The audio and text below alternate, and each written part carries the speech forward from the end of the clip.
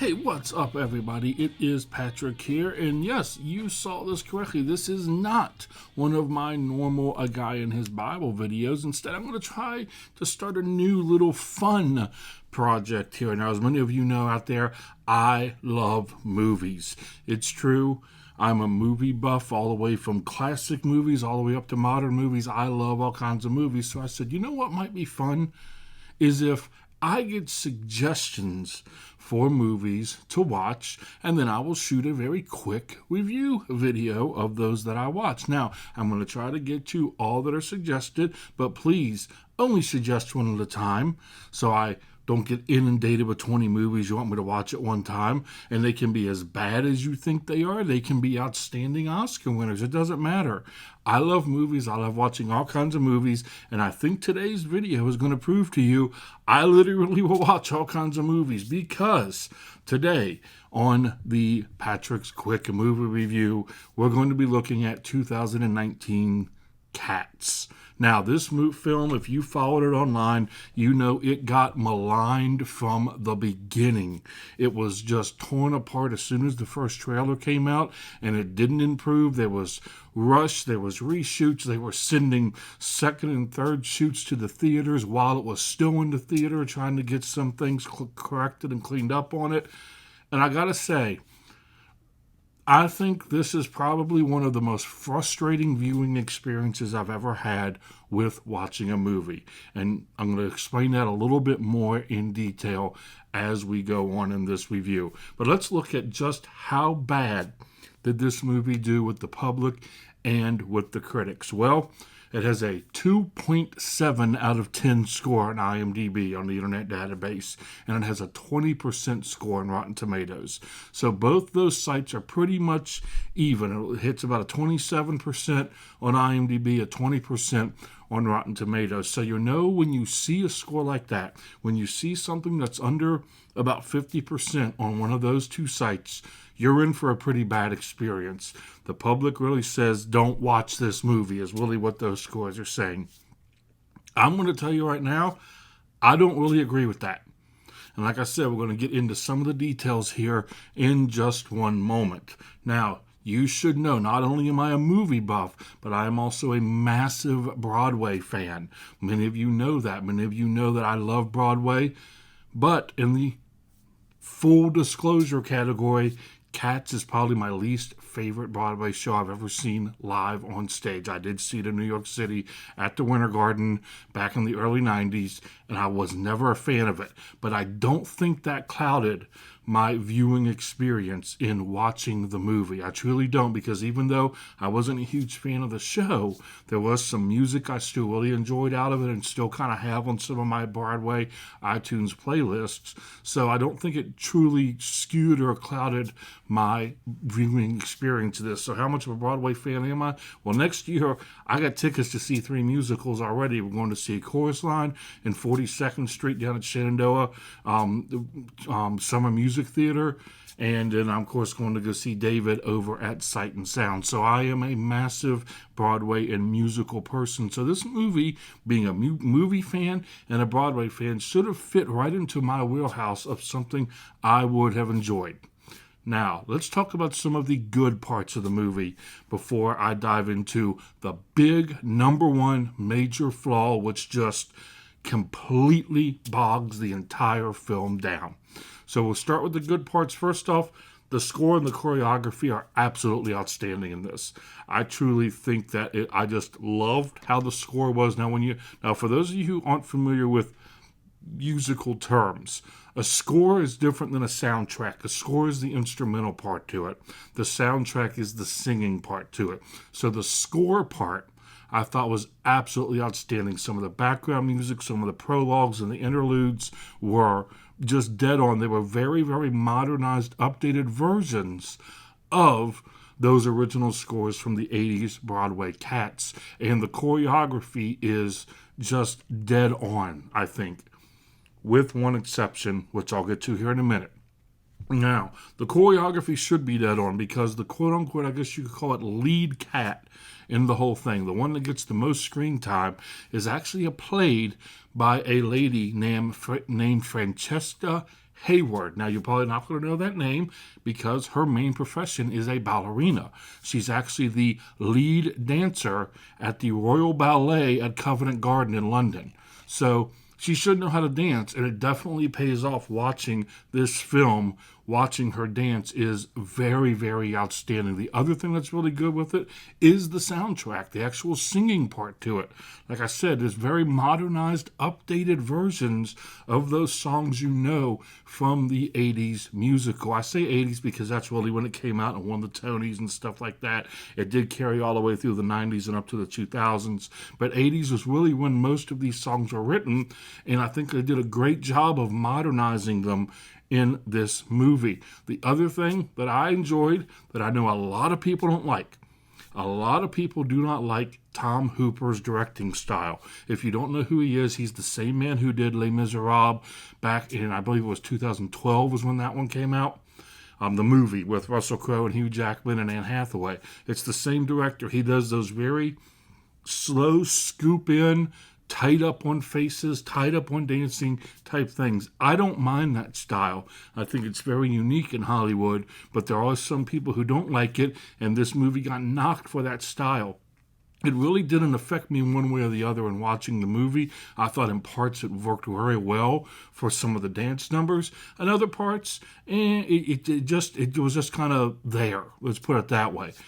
Something that I did think was very good was the lighting in this movie. Now, that sounds very strange for something to notice, but you truly notice it because it gives the atmosphere that these cats, and I use cats in quotations, are in, a very unique perspective and a very unique atmosphere, the way the film is lit.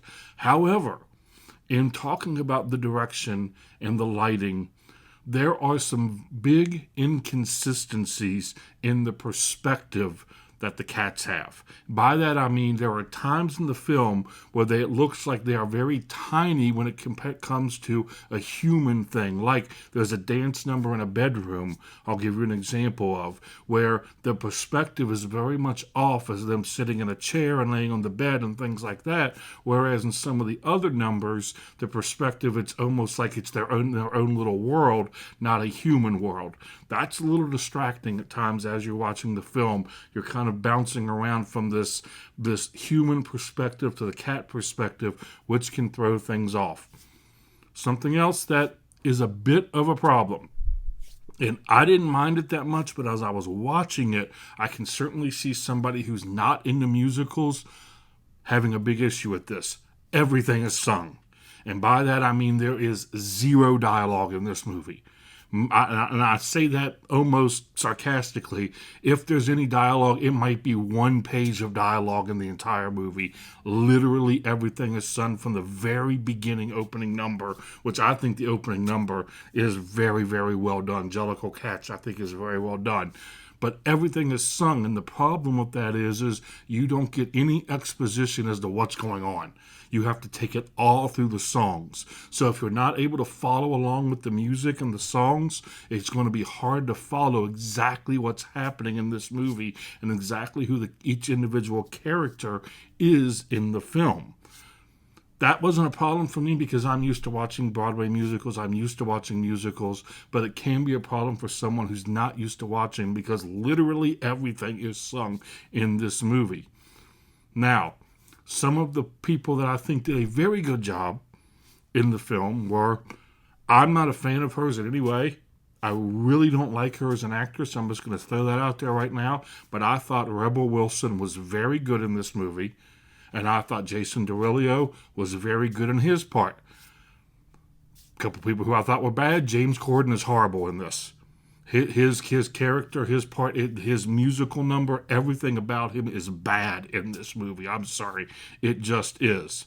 And two of the finest actors and actresses in our day are completely miscast in this. Dame Judi Dench and Sir Ian McKellen should be nowhere near this movie in any way, shape, or form. They are just completely miscast in their roles that they have. I think you could have found better people to play those roles, and it would have been very good. Now, my standout performance, and it's once again someone I'm not a fan of. I am not a fan of Jennifer Hudson. I never have been. I didn't like her on American Idol, and through her whole career, I thought Dreamgirls was good. Eddie Murphy was very good in it. Didn't like her in that. I really haven't seen anything I've liked her in except this.